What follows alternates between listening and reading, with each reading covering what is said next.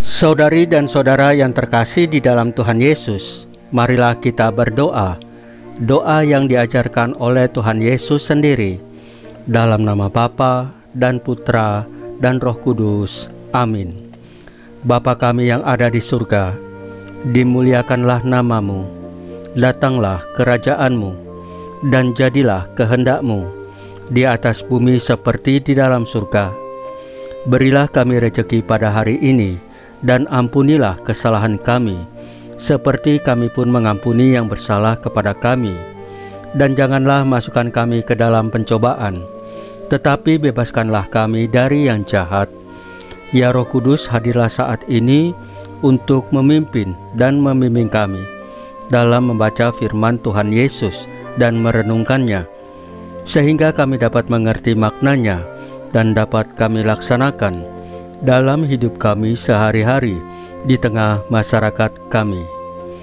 Pembacaan Injil Matius bab 14 ayat 13 sampai dengan ayat 21. Teladan Santa Clara. Sekali peristiwa, Yesus bersama murid-muridnya ada di Galilea. Ia berkata kepada mereka, "Anak manusia akan diserahkan ke dalam tangan manusia. Mereka akan membunuh dia, tapi pada hari ketiga ia akan dibangkitkan." Maka hati para murid itu pun sedih sekali. Ketika Yesus dan para muridnya tiba di Kapernaum, datanglah seorang pemungut pajak bait Allah kepada Petrus dan berkata, "Apakah gurumu tidak membayar pajak 2 dirham?" Jawab Petrus, "Memang membayar."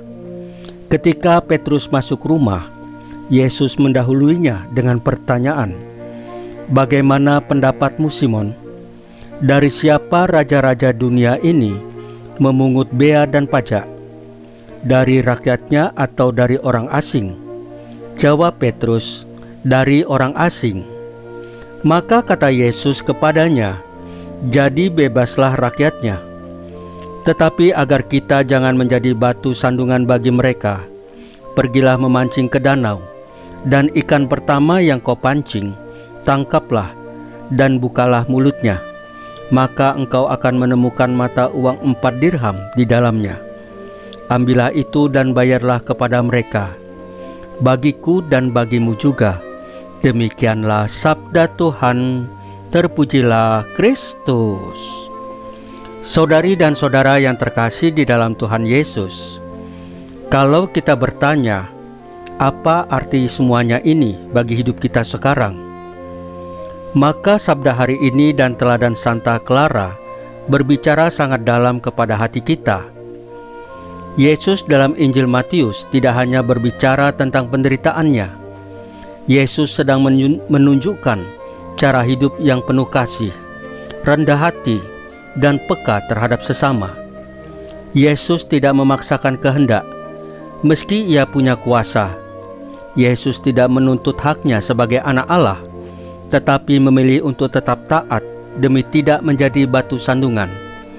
Dan di situ kita belajar hidup sebagai orang Katolik, bukan sekedar tahu mana yang benar, tetapi bagaimana membawa damai dan kasih lewat sikap hidup kita sehari-hari.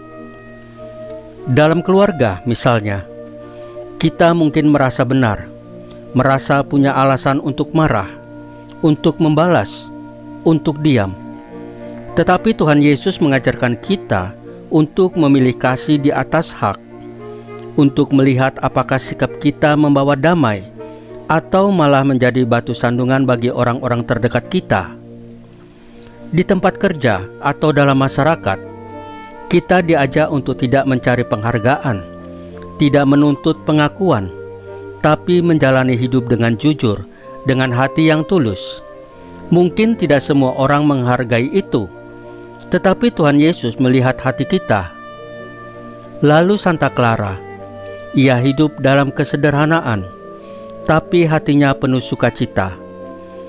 Kita yang hidup di dunia yang sibuk, yang seringkali mengejar banyak hal, seperti karier, pengakuan, kenyamanan, diajak untuk bertanya, apakah aku masih menyisakan ruang bagi Tuhan dalam hidupku? Apakah aku bisa berani melepaskan hal-hal yang tidak perlu, supaya aku bisa lebih bebas untuk mengasihi? Santa Clara mengajarkan kita bahwa kekudusan itu bukan milik orang besar saja.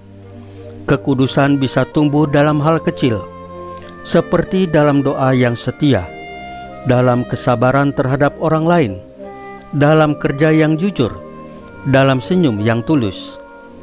Maka untuk hidup kita sekarang, kita diajak untuk rendah hati seperti Tuhan Yesus, setia seperti Santa Clara, dan membawa damai dimanapun kita berada. Saudari dan saudara yang terkasih di dalam Tuhan Yesus, marilah kita berdoa. Ya Tuhan Yesus, Engkau mengajarkan kami untuk setia, bahkan dalam hal-hal kecil dan tersembunyi. Ajarlah kami hidup dengan rendah hati, tidak menuntut hak kami, tetapi memilih jalan kasih dan damai. Salam Maria, penuh rahmat, Tuhan sertamu.